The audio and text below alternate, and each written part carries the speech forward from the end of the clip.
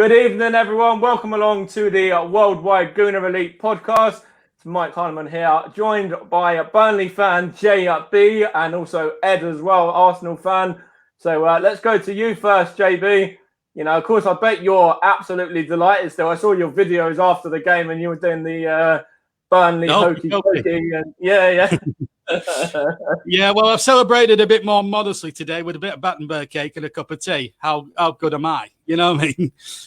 But I'm older than you two. You know what I mean? So I'm getting towards 40 years old. I mean, I'm only 2 years away from that now. So I've been around the block enough times. But last night I was just unbelievable. Cloud nine. See.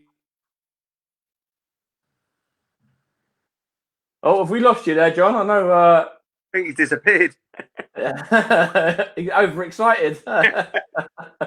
But no, we'll bring him back in a minute when he's able to get everything sorted out in terms of any issues he's got. But from an Arsenal perspective, I've got to bring you in, Ed. And, you know, it's a shocking start to the season. We were just saying it off stream there as well. Worst start to a season since 1974-75, which is, you know, as John was saying there as well, the last time that Arsenal were defeated by Burnley. So, you know, where's it all going wrong at the moment? How long have we got, really? As long as you want, mate. Yeah. I think it's a culmination of many things. I think, and I don't like blaming Wenger because he'd done amazing things for the club, but towards the end of his reign, things were starting to go wrong. There were signings that really, I think they were makeshift signings, which unfortunately they're still here now. Yeah. And it's been mentioned many times, the core of the club, but it's true. And I think with Arteta and the players he's got, unfortunately, he has to pick a few of them because they're the positions where we are quite light. Yeah, exactly. And unfortunately, he's got to trust in players that potentially he doesn't trust because he knows us fans certainly don't. And I think there is the culmination of that. And I think, to be honest, it is consistency with regards to tactics and formation. I can't tell you the last time we played the same formation and the same tactics two Premier League games in a row. No, not this season. Certainly not this season. And that is your bread and butter. I understand every so often change it up a bit because other teams get used to the way you play. Yeah. That bog standard formation, and at the moment, I don't see why 4-4-2 wouldn't work because... No, yeah, you just said that off stream as well. And, you know, we've got the players there that can do it. And, of course, you know, we've got a massive game on Wednesday now against high-flying Southampton who, you know, they put 3 past Sheffield United in yesterday's game for them as well. And, you know, fortunately, we're without Granit Xhaka and Hector Bellerin now because, you know, they've both stupidly got themselves suspended one way or another. But, you know, you were just saying it off stream. We have to go back to picking the guys from the Europa squad. And I'm with you 100% on that as well. The likes of Balogun, the likes of, you know, Smith Rowe, Willock, Reece Nelson all deserve a chance now at, you know, showing what they're about. Well, yeah, like, that's the thing. I think all those youngsters, even like Aziz as well. Yeah. They see those Europa group games as a bit we always used to see, like the League Cup. Yeah, for sure. It's like the Kids Cup. It's like that opportunity for the kids to showcase what they can do. Yeah. And I think at the moment, you could ask anyone if you were to choose Balogun or Aubameyang, who would you choose? Balogun. Yeah, 100%. He's the informed striker. You know, whether it's ahead of Aubameyang or Lacazette. Excuse me. Up front together. Yeah. Eddie Nketiah is our lead goal scorer this season. Yep, absolutely that. And, you know, a lot of those games where he's come on and he's had an impact. You know, was it West Ham as well, where he come on and got the winner? Exactly. And I think, I personally think Arteta use it as a shock tactic.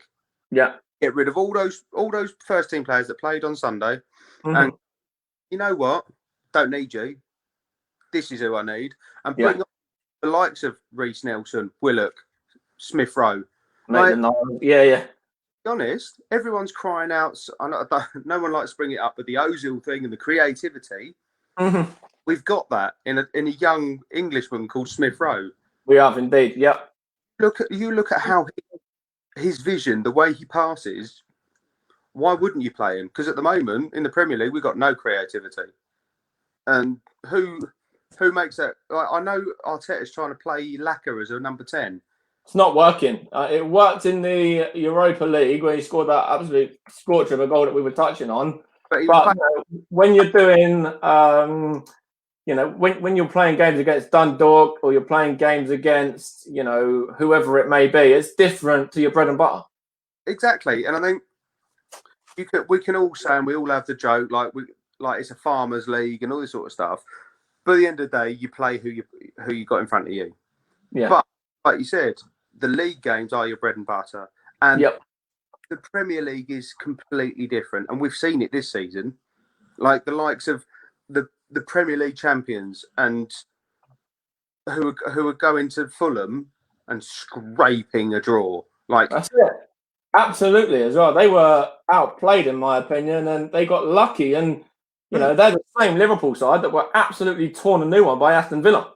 Yeah, and literally last season we nearly had our unbeaten record taken from us because of them. By Liverpool, yeah, exactly. And then we were lucky because obviously it was at Watford and they beat them. Yeah, exactly. And that's how the Premier League is different to cup competitions and other leagues. It's you don't know what you'd think any other day we could have spanked Burnley. Yeah, like obviously John's there as well. I'm going to bring him back in, and of course that's no disrespect to Burnley Football Club as well, because everyone knows Burnley's style and Burnley's way of playing. But absolutely, it's Arsenal, yeah. So Arsenal should be expecting 3 points. Absolutely, they're a good side, Arsenal. I look at Arsenal and think on paper they are a good side. The only thing that I would say that's wrong with Arsenal at the moment is that maybe the attitude going into certain matches. They played really well at Manchester United earlier on in the season, and I actually thought at the time they could actually get top 4 when they went to Old Trafford and won. I mean, that's no ordinary Man United side to beat. The problem with Arsenal is, there was a stat I brought up on commentary last night. It also was on Sky last night that since Arteta's taken over at the club, they've had 7 red cards, which a big worry if you're an Arsenal fan. And I've got to be honest, if I was looking at those statistics of the Burnley fan, I'd be alarmed as well. I mean, Arteta's got a big job on his hands. There's a lot of people now calling for his head. Arsenal fan TV showed us no respect last night. I was very disappointed with them, the likes of DT and Robbie. Now, Robbie Lyle, I have to say, has gone down a little bit in my estimation. I watched back their watch-along stream after the match, and I was very upset with the sending off because he said it was a bit soft. Now, I'm sorry.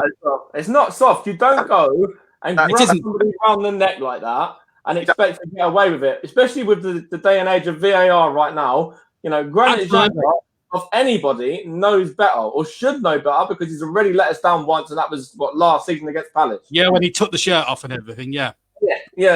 That's the thing. You think 5-6 years ago could have got away with it, but not only. To be honest, you couldn't. Do you know why? He did it right in front of the referee as well. Like that's it. Yeah. 3 or 4 feet away from him, and VAR and it's the only reason he did it. He got tripped over in that little scuffle. He fell back, fell over. His ego was bruised, and he got up and he wanted to go at someone. Yeah, for sure. And he went stroppy like he did last season when he threw his shirt off. He lost his rag and went someone, and the red mist went down. Everyone says, learn. You don't just learn something like that. That's because it's history repeating itself. He did it last year. He lost his rag, and then he's going to come back and go, I'm really sorry. Can you forgive me? And it's no. No, we were saying it off stream as well, and I'll bring Wayne into this in a minute as well with Granit Xhaka and the whole situation there. But, we said it just a minute ago, weren't we, Ed? And Granit Xhaka's had an opportunity now. He was stripped of the armband, and he's still carrying on his same ways. If he serves this 3-game ban and gets back into the team, there's massive questions on Mikel Arteta. Massively. It's that condemnation, isn't it? Like he did it to Pepe. Yeah. He publicly, straight after the game, came out and said, "Right, I'm not happy. He's going to get." and he's done it with Guendouzi. He shipped him off on loan. Yeah. But then nothing for Xhaka. And it's like, what's the agenda? If there's not an agenda, you need to come out, even if it's not straight after the game, come out on the social media and make a statement and say, this is what's happened, but nothing. And that's where that would be the questions asked of Arteta, not in game. Yeah, but be deflected his man. Go on, John. But think back to a couple of weeks ago when Pepe got sent off for a head against Leeds. Arteta came out afterwards in the post-match media and criticised him. Yeah. Now, wouldn't you say that's double standards from the manager there? Massively. Yeah, 100%. Yesterday he didn't do it, and it's already the question's going to be asked because he hasn't done that to Xhaka. Exactly that. So let's bring Wayne in as well. Good evening, Wayne. How you doing, mate? And, of course, we just said it there in regards to Granit Xhaka. I said it to you last night, John, as well, that we started brightly in that first period of the second half, so the first, 10, 15 minutes or so. Yeah. And he's really let us down there, hasn't he, Wayne? Granit Xhaka. And, Russ has said it there. Russ Morgan, Granit Xhaka should never play for this club again. And I 100% agree with him as well. Yeah, as you can see, mate, watching Arsenal was bringing out my grey hairs. I don't know, man. It's stupidity from Xhaka. He should never have done it. And Pepe should never have done it as well. What he done at Leeds, that was ridiculous. But you're right Arteta's got to come out now and treat Xhaka how he treated Pepe. Yeah, for sure. He can't have one rule for one and one rule for another. And I think that's a big problem at the club. Arteta's got his favourite players. And it's the same with Bellerin. How is Bellerin? You can't blame Arteta for this. He signed Cedric. Cedric was his signing. No one else's, not Wenger, not Unai. Cedric was his signing. Exactly. How is Cedric not getting ahead of a player that is one of our highest paid players at the club who can't even take a throw? No, and what I will say about Cedric there as well, Cedric was brought in on loan and there was enough seen about him to make that a permanent. Yeah. Exactly. And every time I've seen Cedric, he looks a half-decent player. Now, if he played every week, I'm sure Arteta could get the best out of him and say, right, that's my right back from now on. And to me, I don't want to blame Arteta too much because a lot of the issues at Arsenal does go back to the old regime of Wenger. It goes back to Unai. It goes back to top to bottom. It goes back from the board. It goes back to all the medical, everything, the whole problem. But all I'll say is I didn't want Arteta. You know how I felt about that. I didn't want Arteta in the first place because I felt he was too inexperienced and the job was too much. I wanted an experienced manager. People laughed at me when I said go and get Brendan Rodgers. Look what he's doing at Leicester now. People laughed at me when I said to people, get Mourinho. People were like, no, but he slagged off Wenger. I slagged off Wenger more than most. We've all slagged off Wenger at some point. Exactly. But my point, exactly. People were saying, "Oh, Mourinho's washed up. He can't do it no more." What's he doing now? Winning the league, and it hurts. I've supported this club since I was 6 years old.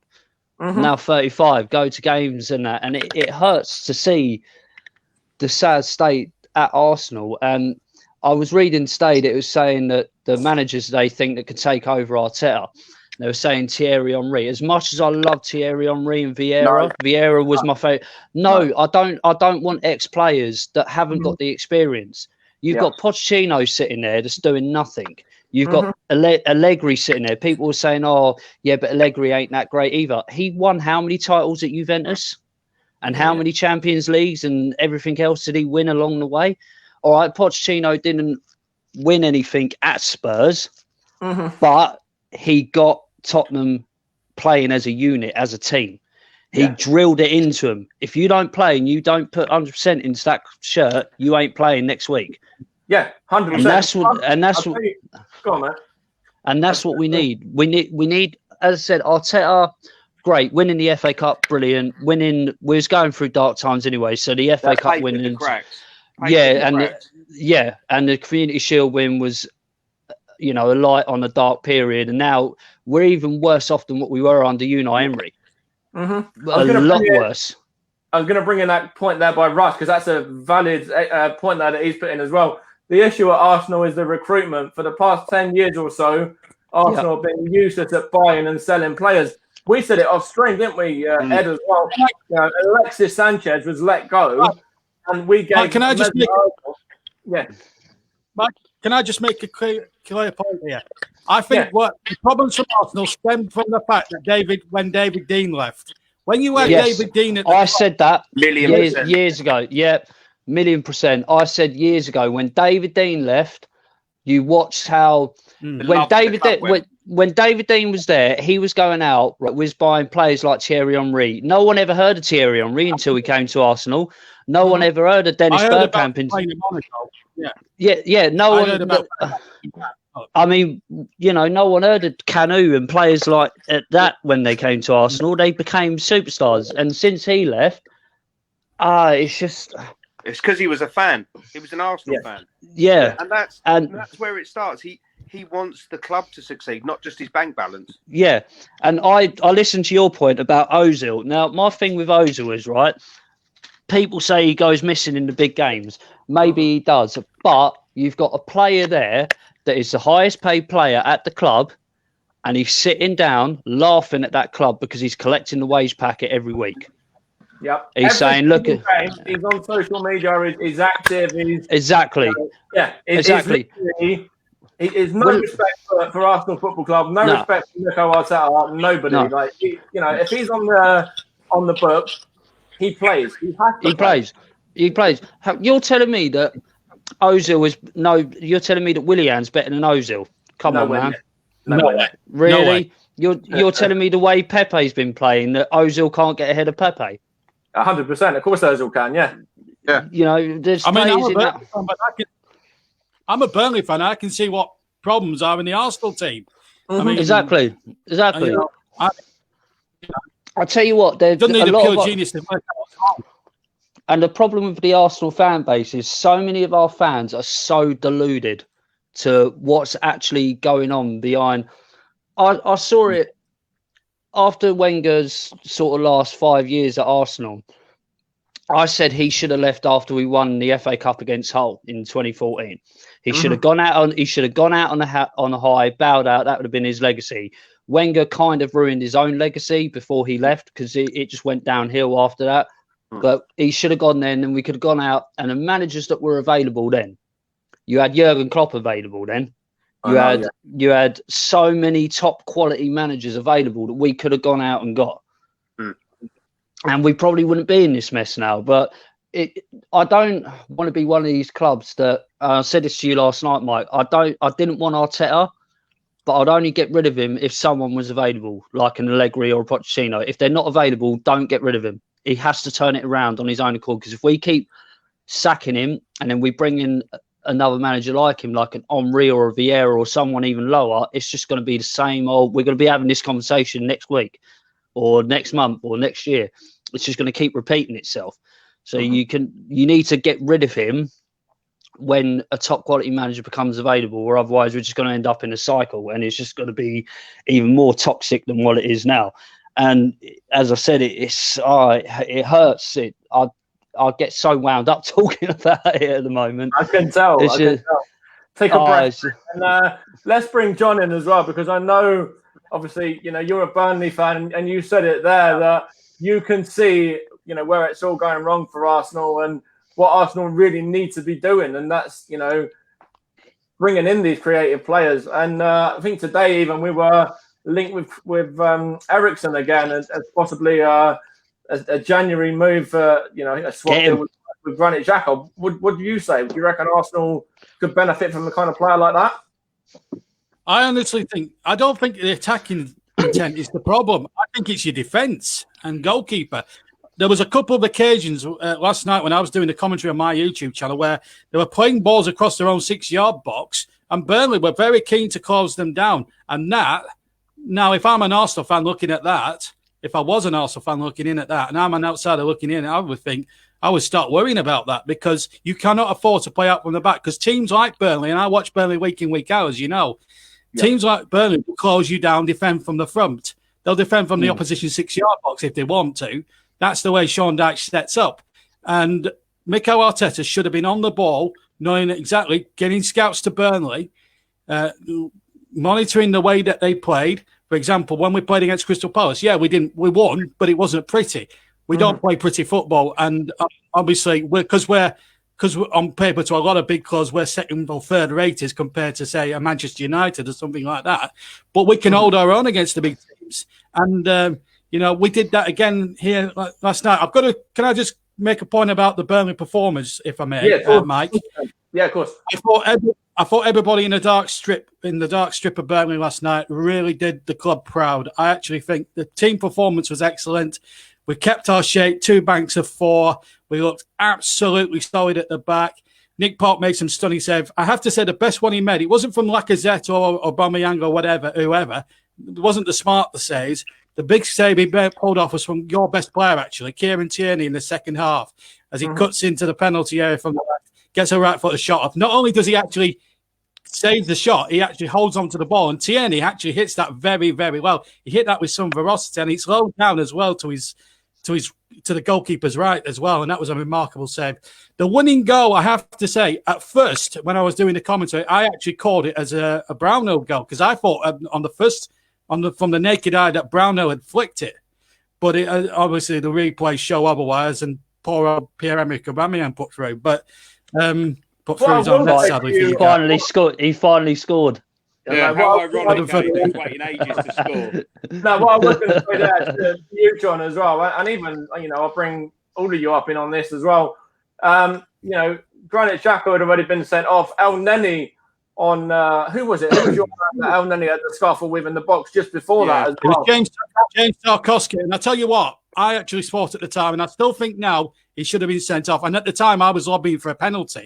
But at the end of the day, we didn't need the penalty in the end because we scored from the corner. So it worked out all right in the end. So, but I think he should have been sent off. I think the first red card was correct from David Coop, not the fourth official, the VAR ref.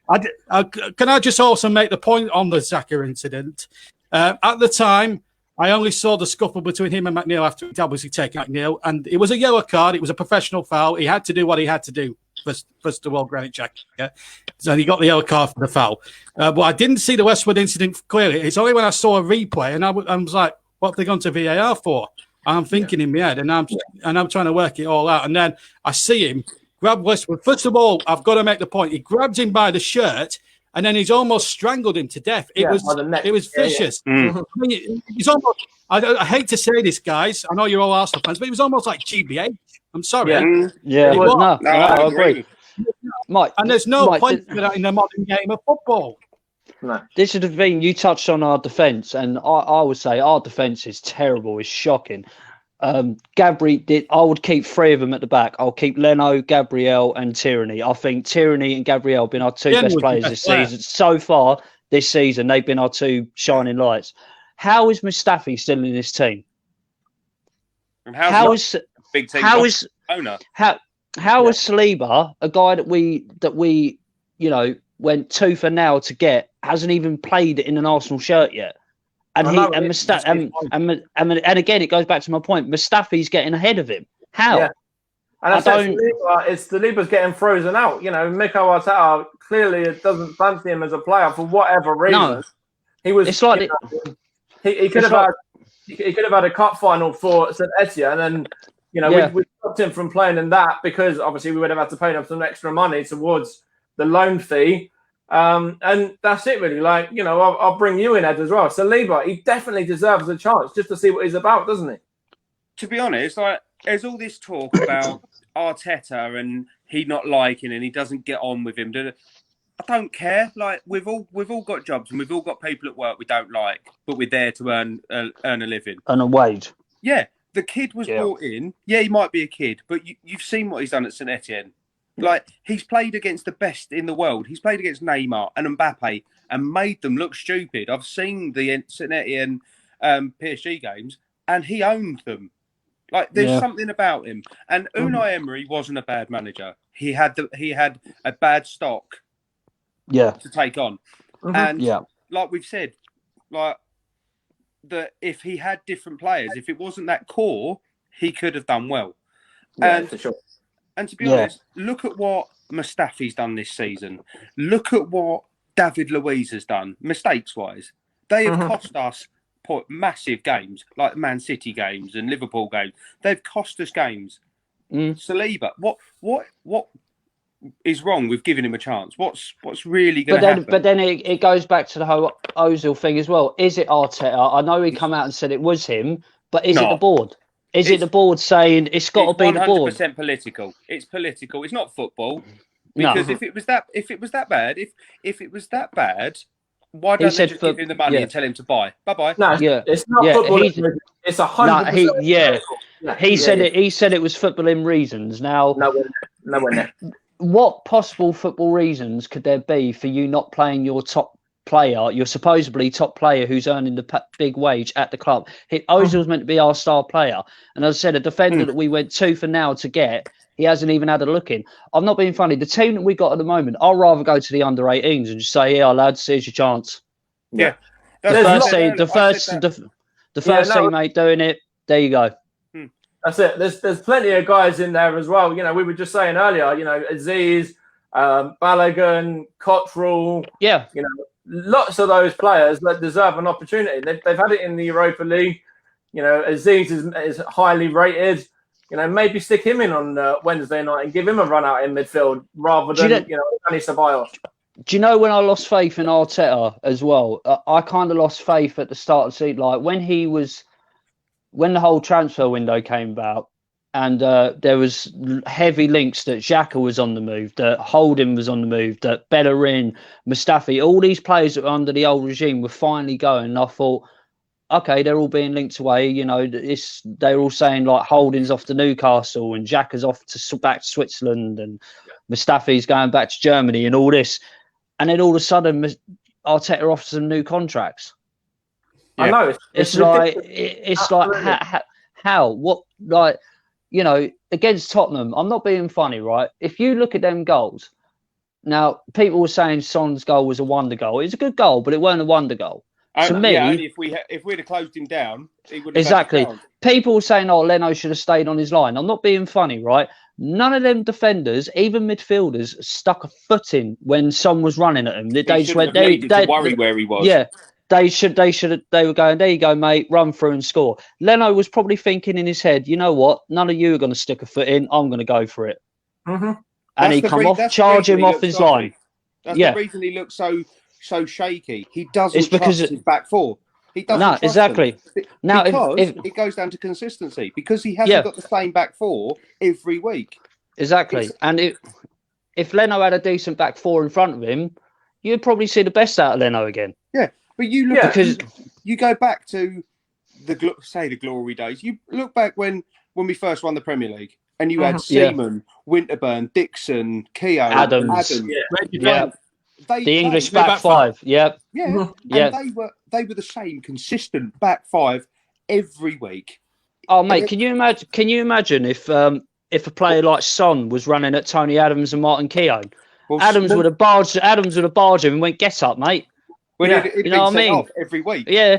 Vieira as well. Can you imagine players like Son and that coming up against players like Vieira every week? Games, mate. They would just been like, nah, see you later. Or Roy Keane, for instance. He would just been like 2 feet in. That's what I want to see. That's what I want to see in players, a bit of desire.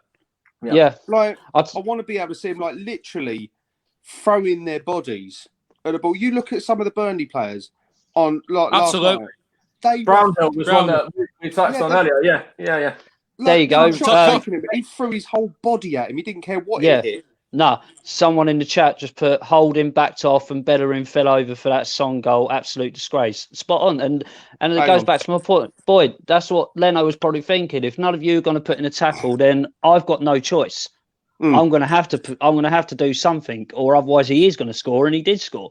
And it boils down to that. He shouldn't have the goalkeeper in my head is that last line of defence. He's that last resort. Yeah. Because there should be at least 4 defenders in front.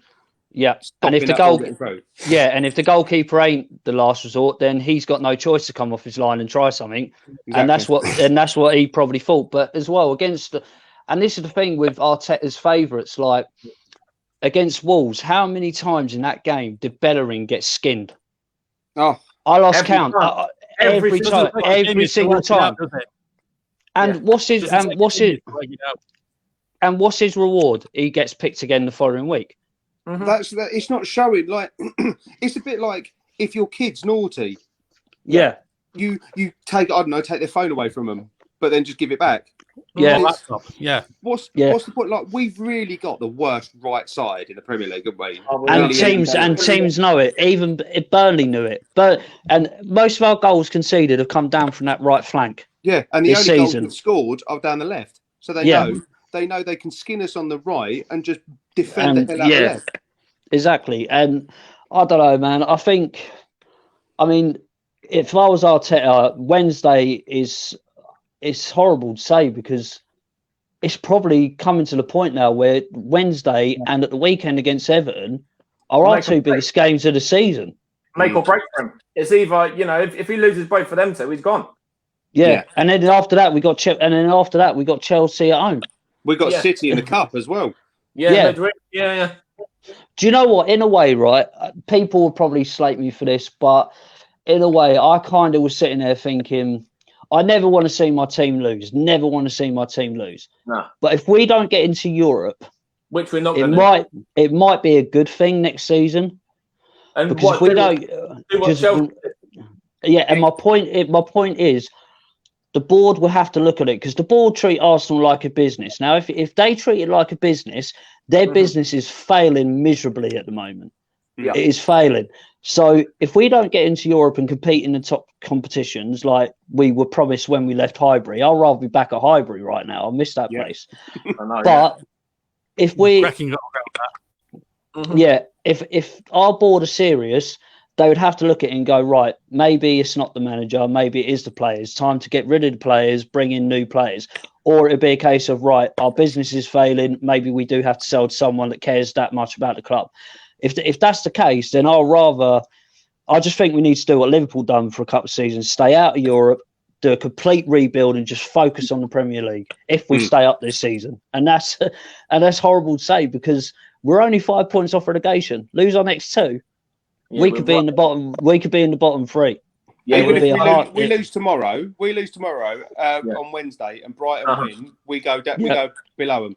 Yeah, and it's like I just hate seeing our team this low down. Like I'm not saying that we should be top of the league. No, we shouldn't. No, but on paper, we should have one of the most feared attacks in the league. Yeah, easily. I've got a couple of questions, fellas. All right. So we've got a question from Ty. If not that Ty, by the way, if Arteta is still manager in the new year, will Arsenal stay up? And no. secondly, as well, what I will say, Russ made a good point as well, saying, but Arteta says Saliba needs a loan deal before coming into the Arsenal first team. But what's that all about? Why? Yeah, but what I was going to say is the Leicester defender Fofana played alongside him at St Etienne, and he is, putting up. And he's come in, yeah. Do you know what makes me laugh out? Right, sorry, mate. When we signed Thomas Partey, we played Man City away, right? All that hype about Thomas Partey coming. City signed a player that week as well. He started. Why didn't Thomas Partey start? Yeah, they signed the player pretty much the same day, I think it was even. Other teams signed players and they were straight in their first team, straight in the training and in the team. Why is it when we sign players Gabriel, we signed him and what did he do? Drop him out of the Liverpool game. Yeah, and we lost 3-1. And people were saying, "Oh, David Luiz had a good game." What? Really? No. He was at fault. He was at fault for the third goal. He headed it down to Jota, and Jota went, "Cheers, mate." Yeah, that's it. And you said it earlier, Red. Gabriel has been our standout player. Yeah, even more good than Thomas Partey and Kieran Tierney. Yeah, massively. And the thing is, as well, and this is when I lost faith in Arteta, Mike. When I said to you, when we lost to Man City 1-0, and he turned round and he said, They done everything I asked of them. I'm proud of that performance and proud that we only lost by the 1 goal. What kind of message is that sending to those players? If I was a manager and I lost to Man City 1-0, we didn't have one shot on target, I would be fuming. Yeah, I wouldn't be proud of it. I wouldn't be proud of that. No. That's it. That is the only shining light this season. That the games we lost, minus the Villa game when we got taught how to play football that night, all the other games have been a low scoreline. I mean, let's be honest. That Tottenham. Go on, mate. I was going to say, even with Spurs as well. Yeah, that is typical Spurs. That is Mourinho's style. And but let's be honest, Mike. Spurs were in second gear that game. If they really wanted to, they could have pumped 5 past us. If Mourinho just went like that and said switch it up, they would have easily pumped 5 past us because we just ain't good enough. That's all it boils down to, and it does stem from the top. All the way down to the bottom, and there's all these leaks coming out as well. Like there's a snitch in the team, there's a snitch in the training ground, and Arteta is saying that he's going to find out who it is. But I think that's part of the reason that he's not talking to David Luiz. Those two are not on speaking terms at the moment. Probably, but then there was that rumor about him and Ceballos having a punch up. Yeah, like a few weeks ago. Yeah, Ceballos obviously has history with Eddie Nketiah as well earlier on in the season. Do you know what I said? Do you know what I said? Right at the start of the season, right? We had a little bit of money, so I said, okay, it would probably cost about 20-25 million. Why not go and sign Lewis Dunk from Brighton? He's Premier League proven. He's a decent defender. You got Max Aarons at right back who plays for Norwich, who's much better than Bellerin. I'd take Aarons.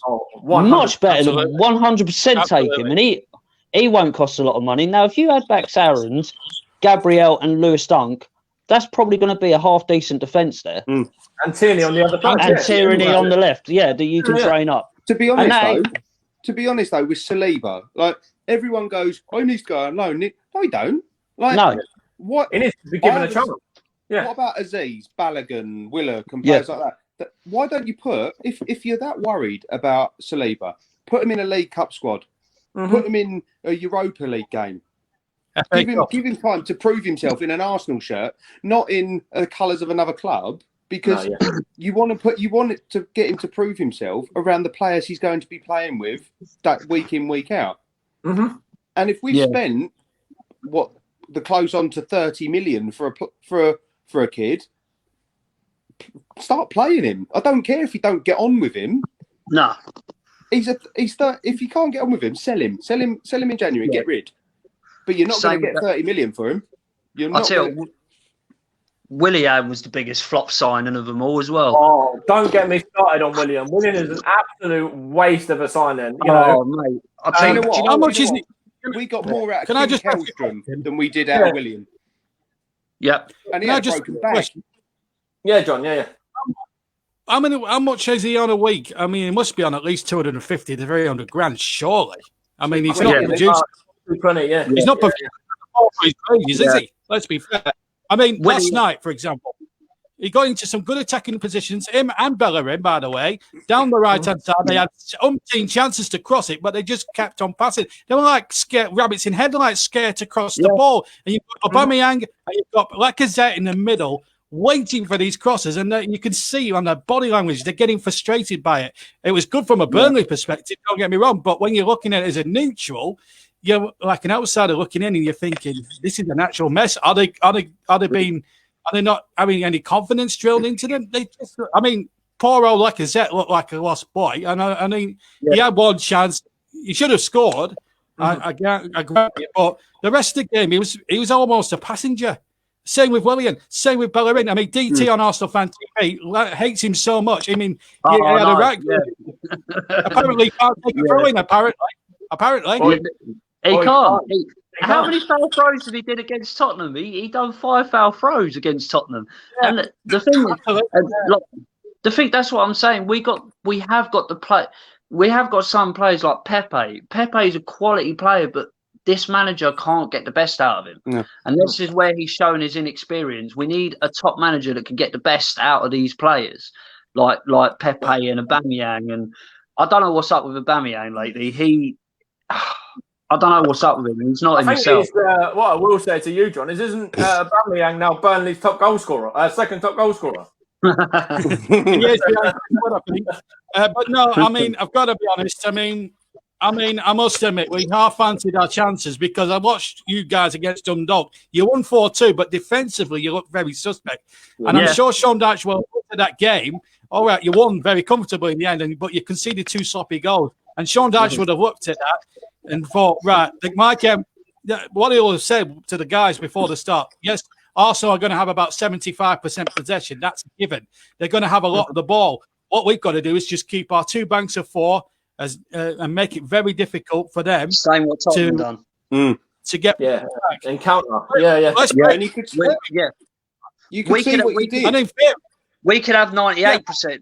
We could have 98% possession, but as long as you have them 2 counter attacks and you go on and score, it doesn't mean a thing. No. If you have that much possession, I expect us to at least have about 3 to 4 shots on target and at least score 1.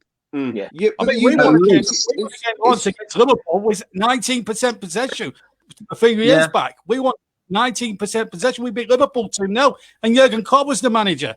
So it's effective. I mean, it's not everybody's cup of tea. I mean, I get knocked as a Burnley fan on Twitter because your team play boring this and boring that. You're always lost on match of the day. I will take right now. I would take going back to the old George Graham days of playing boring 1-0 football, 1-0 to the Arsenal. I would take that now. You're winning championships, and I'm old enough to remember those pre-92 days. You know, I would take that now. I mean, I was still very young to remember that. Like, I weren't old enough, but from the clips I've seen and highlights of watching Arsenal back then, I would take that right now. But that's the thing. We're in that position. We're in that place. Like, look at Burnley, right? Burnley sussed us out, and every other team sussed us out. They know we're crap down the right, and all our attacks come down the left. That's why they packed out all of our side. But we attack up, and they knew Bellerin can't keep up with a snail, let alone a pacey winger. But the thing is, football players must be sitting there at home watching Bellerin week in, week out, and then rubbing their hands saying, I can't wait to come up against that guy. I'm going to absolutely skin him alive. Yeah, and, it happened with Wolves. It's happened multiple times this season. And Ty said it there. Williams on 200 grand a week. But he's actually put in another question as well, which I did want to bring in. It's quite a long-winded question or point anyway. What our senior players are lacking is confidence. Lacazette had that chance to score from Tierney's pullback, and he had the whole goal to aim at, and he hits it straight at Nick Pope. Aubameyang had one-on-one, and he tried to pick out William. We are seriously lacking confidence, and that's it. Like, we said it with Aubameyang earlier on. He could do with a bit of time out of the squad at the moment. For me, yes, he's the captain. Yes, everybody knows what he's about, but at the moment he's working his socks off, but it's just not falling for him. I think he should be a captain. Mate? Yes, John. Yeah. Can I just make a point? Maybe, the fact that he's captain might be weighing on his mind a bit. He's got added responsibility. He's a striker. The pressure's on him to get 20, 30 goals a season. I think what Aubameyang should do is say, look, I can't do both jobs. Can I sort of like step down as being captain? It might just take pressure off the shoulders. Give it to somebody like Gabriel, sort of a back player or like that. Tierney might do well as captain for you. But now, that might just take the pressure off him a little bit because I think it's burdening him being captain. Yeah. Personally, I think with Aubameyang, I can't slate him too much because I love the guy and he's one of our top players. But for the last 2 seasons, let's be real about it, Aubameyang has carried this team. 100%. Without his goals last season, where would we have been last season? Without him and Leno, where would we have been last season? We'd probably been where we are now. Yeah, exactly. And it's probably weighing on Aubameyang, like you said now, because he's like, I'm not getting the service. I can't do both jobs. For 2 seasons, I've carried this team. They're not learning. I don't know what else to do. I need help. And until he gets the help, I mean, we could have Messi in that team right now, and we still wouldn't win. We could have Ronaldo in that team, we still wouldn't win. If Arteta didn't like them, they'd still be dropped and frozen out anyway. It doesn't matter who they are. Probably, yeah. Willian would still get ahead of Messi. Yeah. See, that's the thing. That's why I said I don't want to blame Arteta too much, but you can blame him for certain things, and you can question him for certain things. His tactics. I said to you at the start of the season, Aubameyang is not a left winger. He isn't. He's a player that likes playing down the middle, in on goal with the right service. 9 times out of 10, he will put him in the back of the net. He's not a left winger, and he even come out and said that himself. I thought we got past the days of playing players out of position. That's where the players started turning on Unai Emery. If you noticed, right, under Unai Emery, when we went 22 games unbeaten, we beat Tottenham in that as well. Let's not forget that. And they were doing well back then.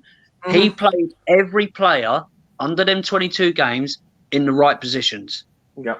And actually, what I will say about that as well, there's one certain player that I feel very, very sorry for, who was in that side. He scored the 4th goal on that day as well. Lucas Torreira. Yeah, right. He was playing all the players in their position, and we went 22 unbeaten. Yeah, was looking good. As soon as Unai changed it and tweaked it and said, right, I'm going to play him there now. I'm going to play him there, see how he gets on that position. What happened? The players started turning on him, and it's happening exactly the same now. He played players in the wrong positions. He hasn't done much lately, but you know he did it for a while, and now I don't even think Arteta knows his starting 11. No, he doesn't. And that's the big worry. You look at other teams, for instance, you look at Burnley and Sean Dyche. He knows his starting 11. All right, they might not win every week, but he still knows his starting 11. You could probably name the other 19 teams starting 11 to a point. You could probably name them. Arsenal, I could bet you a tenner that you won't know one game to the next who's to starting 11. I'll say I'll know 3 players. I'll know 3 players that will get picked every week: Xhaka, Bellerin, and Willian. Yeah. Come on, John. What were you going to say? We've got a point there. Yeah. I just make a point about what one of these guys has just said about Sean Dyche picking the same team. He's got really no other option, because let me just give you the basics of what our squad is at the moment. We have 17 fit regulars. We've got 2 or 3 out injured. That's Jack Court, Johan Gudmundsson, and somebody else. I can't remember. But, so we haven't got a very big squad. So we've got less than 20. Plus, we're having to put in youngsters like Jimmy Dunn and Josh Benson from the Youth Academy up the numbers. I mean, we had a bench last season at Manchester City consisted of just youngsters.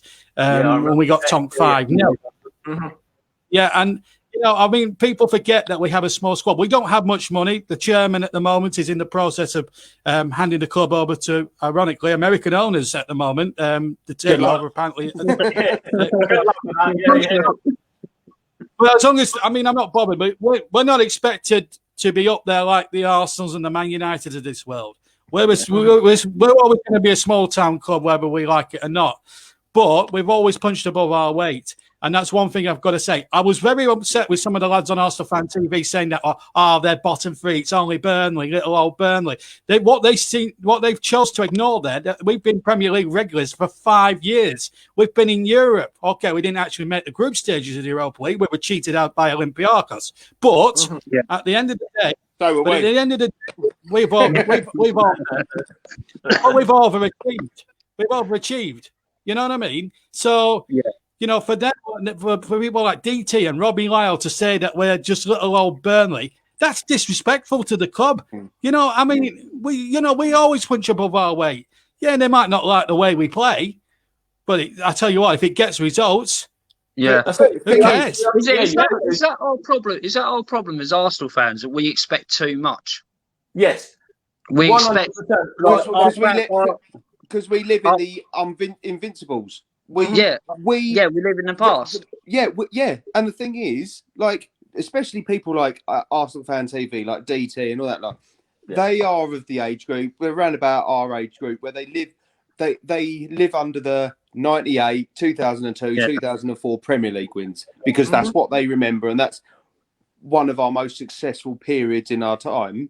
Yep. And we can't see past that, and people have got it in their head that we are this big club. At the moment, we're not.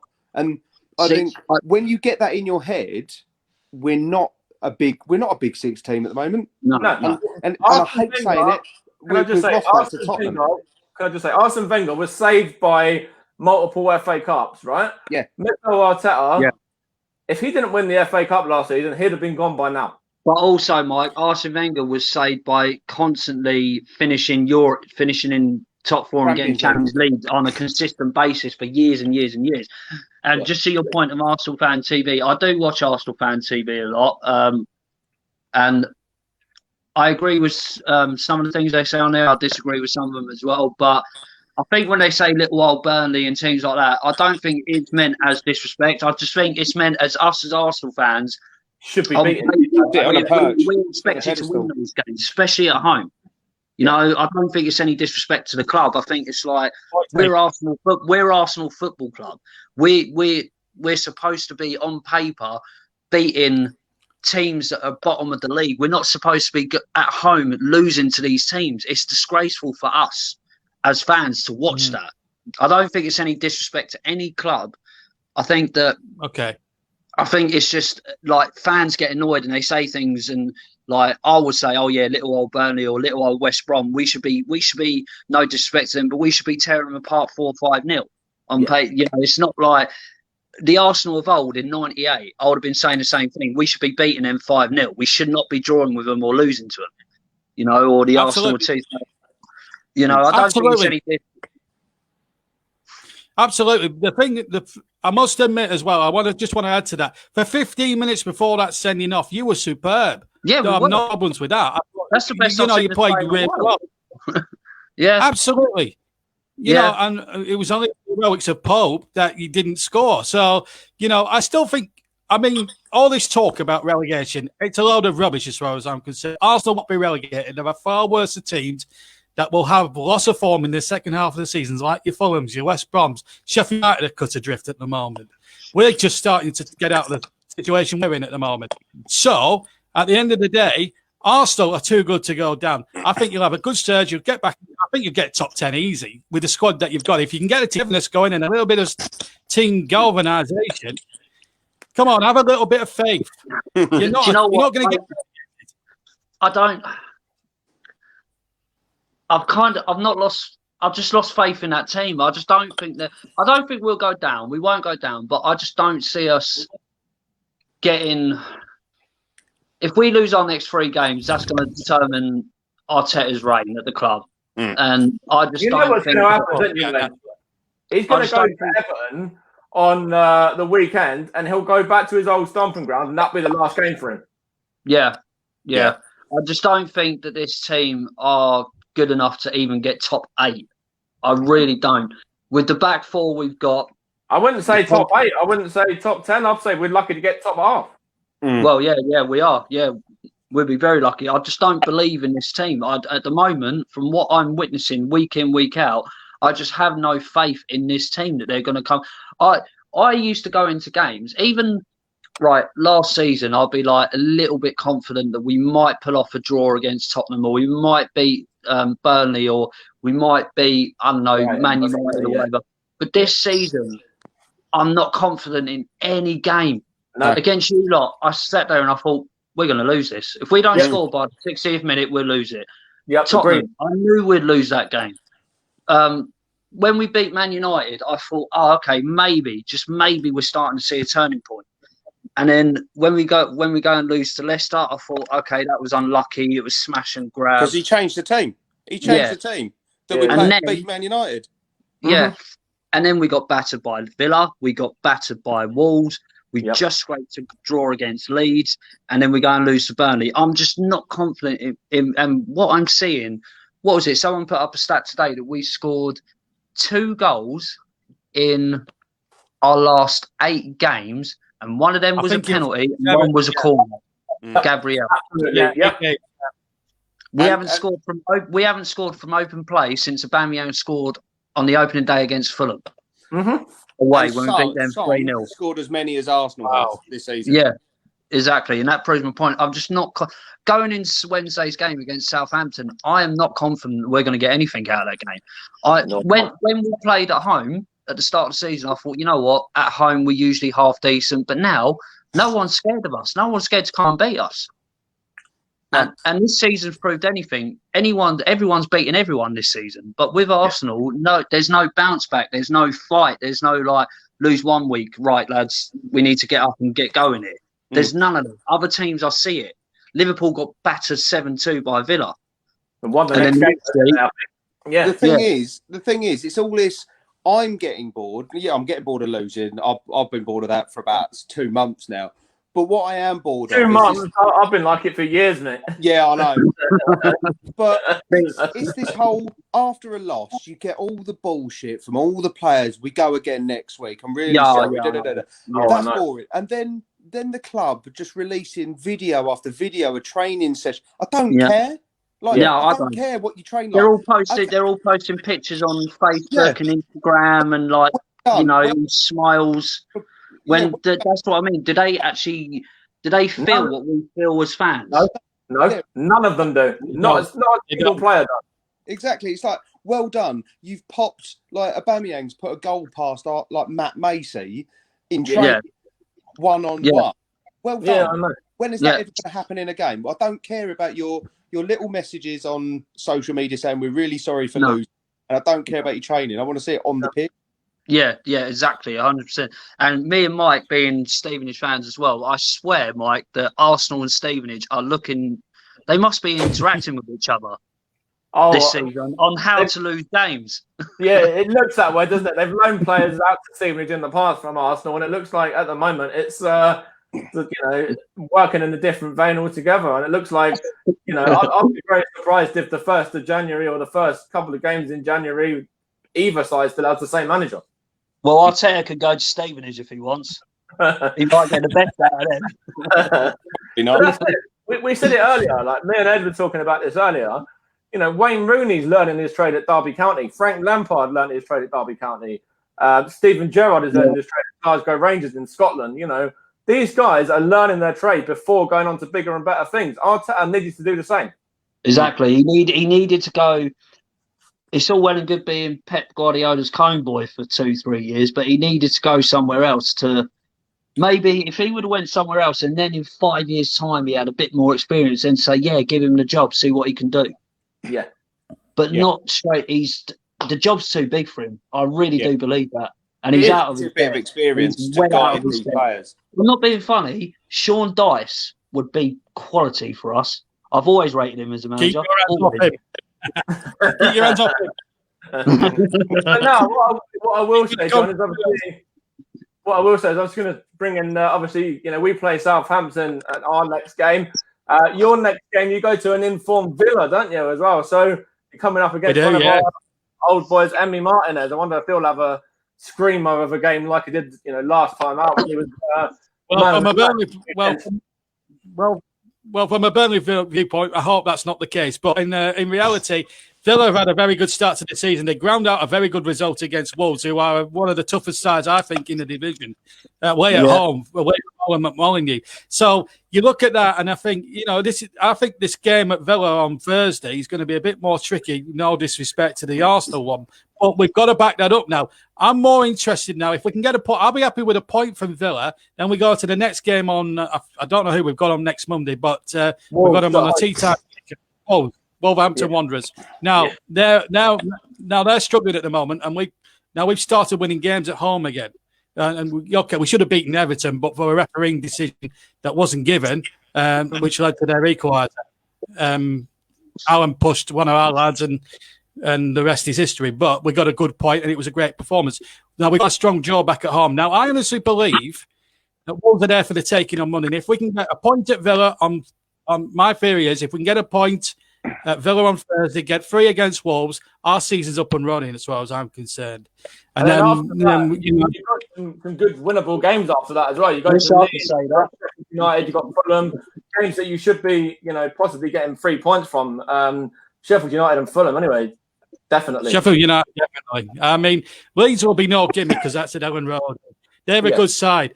The thing with Leeds is they're a very, very good side and they're an attractive side to watch. I have to say I've been very impressed with Leeds this season thus far, and I think they should be further up the table than what their position suggests.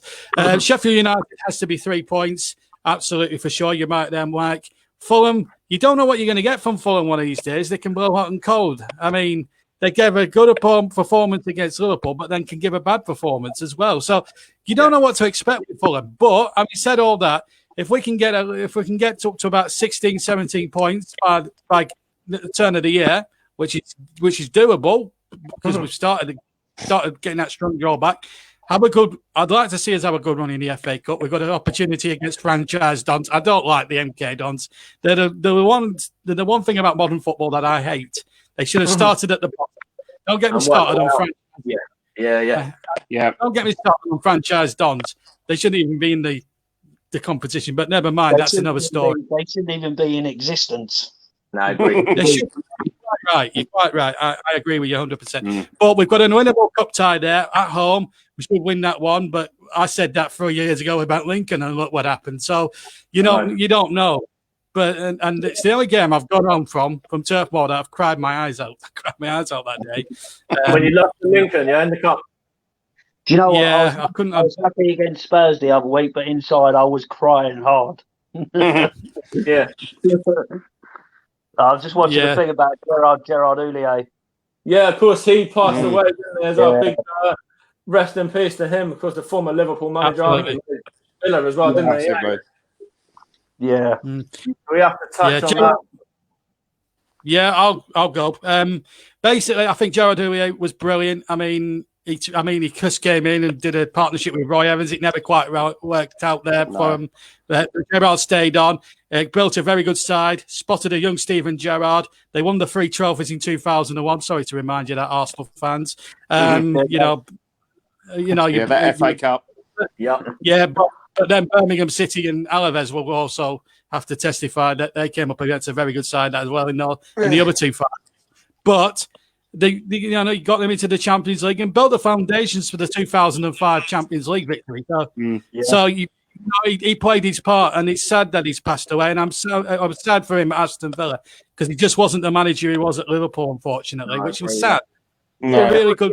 He had a very good backroom staff. He had Thompson, a Liverpool man, helping him as well.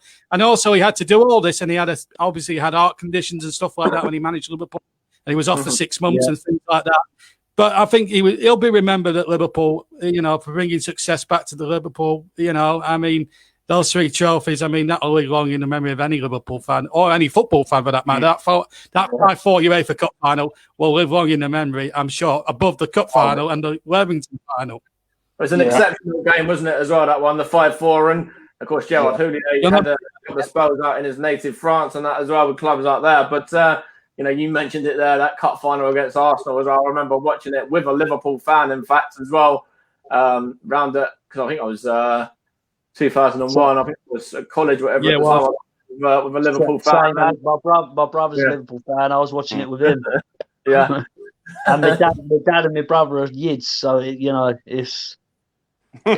hurts seeing Arsenal the way we are. You're just getting grips left, right, and centre. But now, what I will say in regards to Arsenal as well, we've got a very tricky run in. Of course, we've got Southampton, Everton, Man City, Chelsea, Brighton, of course, another side that are one of our bogey teams as well.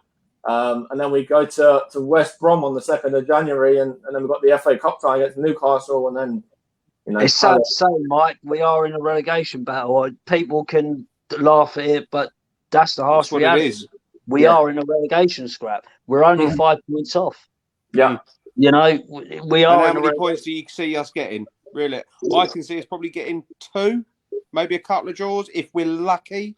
Yeah. We have to be fortunate. Brighton, we're not going to win. Everyone knows that, Brighton, especially Brighton away as well. We're no good at Brighton away whatsoever. No.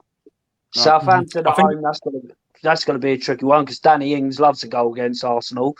Well, everyone does this season. Well, yeah, that's true. Even Aubameyang. Well, we have to laugh because otherwise we'd be crying. Well, mate, I mean, the one thing I'll give you, Free, absolutely. I mean, you're very good sports. I've got to tell. I've got to say, I've been very impressed with you guys tonight. You've been very good sports. You've made me feel very welcome. One thing I will say, Southampton will be a difficult task for you. I know you're at home, and so you're going to have that disadvantage now of not having fans because now, obviously, London, I believe, is going to team. It has. That'll be a little bit. So that'll be a little bit of a disappointment there, not having the fans there. But well, probably not then. But having said all that, now Southampton, I watched them against Sheffield United. Okay, it's Sheffield United. They're not going well this season, but the way that they destroyed Sheffield United, they didn't just beat them; they obliterated them. They, they dominated them first to last whistle. And Ralph Hasenhüttl, remember a year ago, he was beaten 9-0 by Leicester. And look how well he's turned Southampton around into a very good all-round team. I think they're a good team to watch. If you're a neutral watching the Premier League and you want to pick a good team to watch, I would suggest two teams. Southampton and Aston Villa at the moment. I think, Do you know what I will say? That this season, Liverpool winning it last season and Leicester a few years ago, and now this season, I don't want to see Tottenham win it. I don't care who wins it. I just don't want them to win it before, we win it. But it is good for the Premier League to see the clubs, the so-called smaller clubs, do well and be up there in the top 4 and the top 6s and everything else. Because for years and years, all right, as fans, it was always Arsenal, United, 3-horse race. City, Now it's like, that's what I'm saying. No one's afraid of anyone anymore. Like I said, Villa put 7 past Liverpool. No one would have thought that in a million years. No one again would have thought Burnley would have beaten Arsenal at home for the first time since 74? Yep. 74. And I can remember, I can tell you who the goal scorer was that day at Highbury. Peter Noble. Yeah, Peter Noble. Who also played, can I just add, sorry to rub this in, played in the 69 Swindon side that beat you lot at Wembley 3-1 in the worst Wembley pick ever. It was even so good. Brian Moore absolutely loved you getting beat. There you go. Well, I was going to say on Southampton, I don't know what your thoughts on this are, but I think Southampton are reaping their rewards now for bringing their academy players through and turning them on. They're investing very, very well now. And they're right up there, and they've always been good. Why ain't we doing that? Yeah, exactly. Why ain't we putting the players on like Smith Rowe and Bellingham? And I would rather just give Bellingham a chance. Throw him in the first team. I looked at our bench on Sunday against Burnley, right? And I looked at our bench, and I thought there was no one on that bench that could come on and change that game like that. When you look at benches like City and Liverpool and all them, the only player I thought that might be able to do something possibly would be Ceballos. And Eddie Nketiah, you have to look at as top goal scorer as well. Yeah, but he's done nothing. Since then, what has he done? Yeah, but he's not been given the opportunity. He's not starting enough games.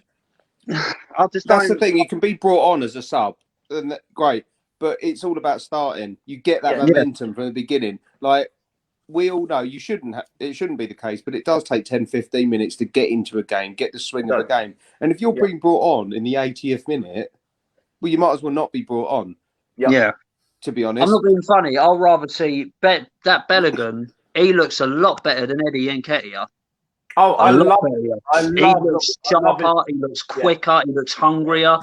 Just I love throw him on. And the way he holds up a ball as well. Yeah, I was going to say that. His hold up play is brilliant. And do you know what? People slate Lacazette. People say with Lacazette, his finishing. Yeah, he's a top striker. 9 times out, he should be burying the chances that he gets, hands down. Like that one against Burnley, he should have buried it. He should. There's been times where this season alone and last season he could have buried so many goals. But I've always liked Lacazette's work rate. Yeah, he does try his hardest, and he does try and put in 100%. And you've got players on that team that are so lazy that they just don't. Now, this is the other thing. If your players like Aubameyang and Lacazette that put in the work rate, that carried this team for 2 years, and then you see players like Bellerin and that are just lazy and get skinned every week, I would be fuming. I'd be like, why should I bother? Not even just Aubameyang and Lacazette, Bukayo Saka coming through as well. He was our brightest spark towards the end of last season. Yeah, and he's looking at some of these players that are getting in ahead of him. 99 times out of 100, and he's like, well, I'm a million times better than Willian. I could easily do a better job than him on this right-hand side.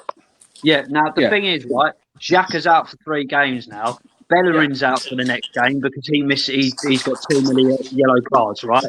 Mhm. So Arteta has been forced now to change it up. He has got to change it up. He can't.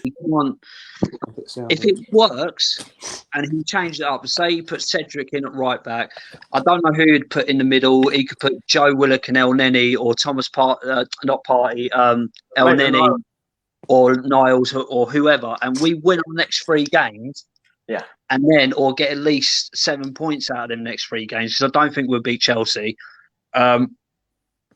And it works. And then Xhaka and Bellerin come back and he puts him straight in again. It's then under masses of pressure. We've said it earlier. I will be fuming because at the end of the day, you will know then that it's favouritism, that he favours these players over the other players. Yeah. And that's it. Like I said it earlier on the stream that I was watching on YouTube, and I wouldn't be surprised if Mikel Arteta goes with Callum Chambers at right back and Danny Ceballos and El Neni as a midfield too, because that's just what he does. Like, as much as that would be dreadful and horrible and exactly the opposite of what we want to see, that's Mikel Arteta. That's exactly what I expect. Do you know who I miss in that team? And I think I can't wait for him to get back. If he comes back now, this will be our perfect front three. Our front attack, if it works, and I think we will get goals. Martinelli on the left, Pepe on the right, Lacazette sitting behind, and Aubameyang in the middle. I think that Martinelli, when he comes back, he will be straight back in that team. He's got to be. He's not far away. He played last week in the under 23s. Yeah. He was one of our best. You saw it last season. He before he got injured at Chelsea and that. When Lacazette and that weren't scoring, he was running up that pitch and banging in goals. I tell you what, though, who passed him the ball at Stamford Bridge? William. Yeah. Yeah. I don't know. What do you guys think about Wednesday? Do you think we'll win? No, I think we're going to get beat. I think we'll get beat. Yeah, I'll be, as much as I'd love to see Arsenal win and turn the corner, I can't see it at the moment. There's just do you know, Mike, Southampton's a bad omen for me and you as well, because you remember that cup game we went to? Oh, my God. When they scored that screamer from about 25 yards. Yeah, in like the 89th minute and we got knocked out. Oh, mate. Southampton's a bad omen for me and you. Oh, thanks for reminding me. That one is in my memory, but that does remind me now. Yeah, that's right. It's always been in my memory as well. Always been in my. I'll tell you what. I still say the best Arsenal game that I probably can remember at Highbury was. I was 15 at the time, and we beat Deportivo 5-0 in the UEFA Cup when it was called the UEFA Cup back then. Yeah. And we beat them in the quarter-final, and that was the year that we signed Canu. And Canu came on and he took the complete piss out of the whole Deportivo team, and he just went on, banged 2 goals, and Nelka scored as well. That's what I mean, man. Why did we ever leave Highbury? Surely we could have extended it. Well, no, Just built up a tears. Some great chats come through from Ty. He's very active in the chat there. Sad to see, but Wolves, Villa and Burnley all had not won at ours for decades. That has now been put to bed. We hold no fear factor at home. Yep, 100% agree with that. When the Emirates was somewhat of a fortress a while back. Yeah. He's also said, we are the 3rd biggest club in London. We under Wenger didn't finish lower than 6th in his 22-year tenure. Yes, that is why fans expect Arsenal to I want to touch up on that, what he said, right? As I said earlier, we all slated Wenger. I probably called him name after name. And, as I said, it's football fans being angry, what's going on. But we were never this bad under Wenger. Mm-hmm. We were never this bad. And we had worse teams than Wenger. We had Benter, for Christ's sake. I know. I think Ed's had to leave us as well. So thanks for joining, Ed. And we're probably going to start to wrap it up anyway. I know his kids just come in there and he's going to probably be putting his kids to bed or whatever. I think his kids probably should be in bed anyway at her age or his age, I think. But cheers for joining, mate. Well, hopefully next time you see me, Mike, my Arsenal would have won and my grey hairs wouldn't be coming through. Maybe, mate. Yeah, I will bring up a couple more points for him as well, though. We need to clear out the Wenger players who are not being challenged week in, week out for their place. That is why they are picked week in, week out. Yep, spot on time. Yep. And finally, Nketiah has had chances that he should be scoring and misses. He needs 4 or 5 chances before he puts one away. Balogun, I've seen a lot of in the under-21s and the 23s, and he is clinical. I'd have him over Nketiah any day of the week. And he's the in-form striker at the club as well, as I said earlier.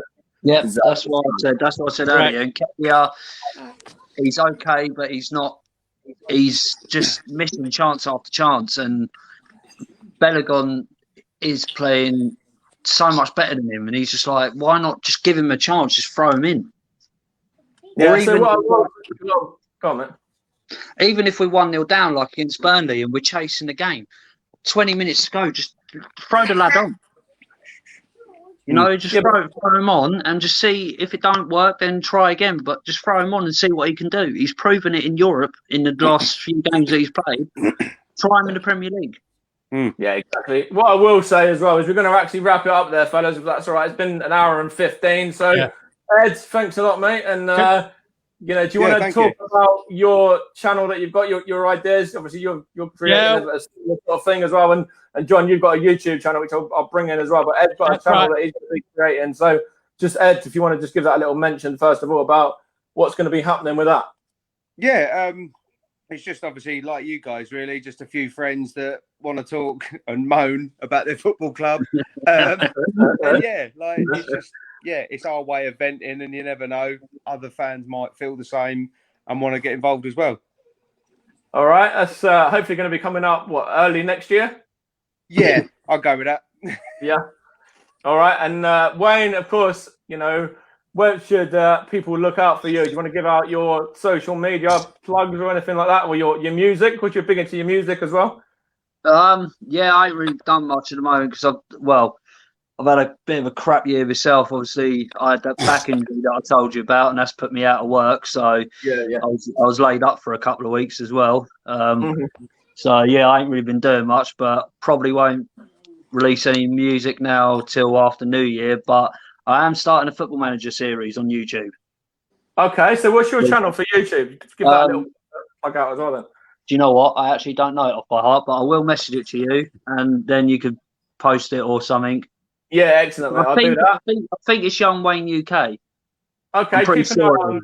Let's have a little look on YouTube now. John, whilst I do that, what's your YouTube details? You want to give those out? Absolutely, yeah. I'm also going to plug another YouTuber that I'm also active with as well, if you don't mind as well. First of all, my YouTube channel, JB.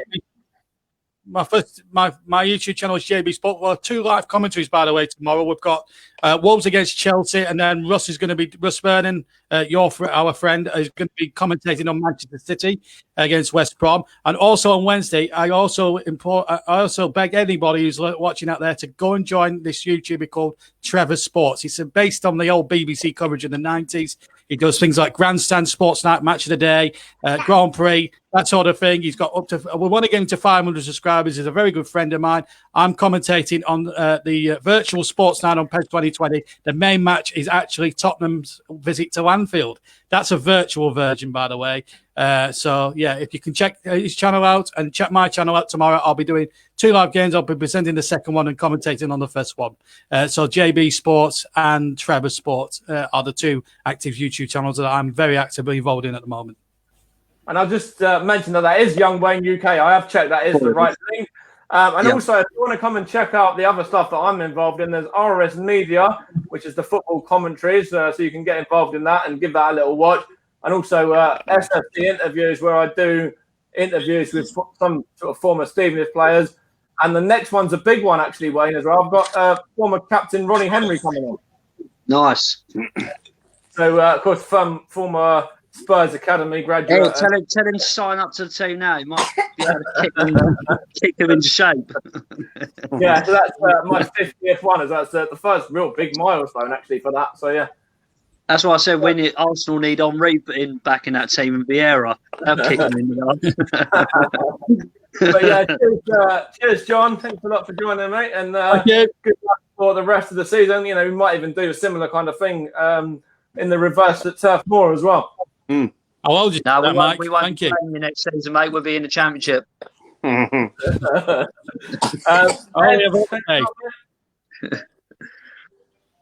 Thanks a lot, Ed. Thanks a lot, Yeah, mate. cheers. And Wayne, thanks a lot. We're going to be back. Hopefully, we might even see if I can get you and Wayne, Ed, and you two on for the next game. We can talk maybe at the end of the week or sort of Friday or whatever. Friday night if you want, man. Yeah. I'm Yeah. all that. Friday night. Talk about the Southampton game, whatever happens with that one. We'll arrange something for Friday then. Yeah, okay, fellas. Yeah, because I won't be as stressed. Yeah. I'll be out. Give a couple of days to wind down. Yeah. All right, lads. Stay safe, yeah? Yeah, you too, boys. Yeah, Thanks you a lot. All right. Take care. Bye-bye. See you later. See you later, guys.